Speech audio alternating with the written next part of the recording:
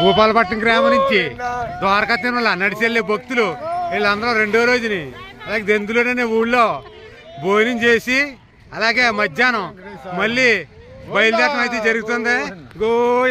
నువ్వు నా దగ్గర అలాగే ఇంకా మా వెంకన్నమయ్య చాలా హుషారుగా ఉన్నాడు. ఇంకా మా అన్నారని అయితే మట్టికి జెండా పెట్టుకుని మరీ వస్తున్నాడు ఇతను. మధ్యాహ్నం పాపం మా అందరికి భోజనం పెట్టాడు, చాలా కట్టబడాడు ఏమా అదే జాయిగా అలా నీట్గా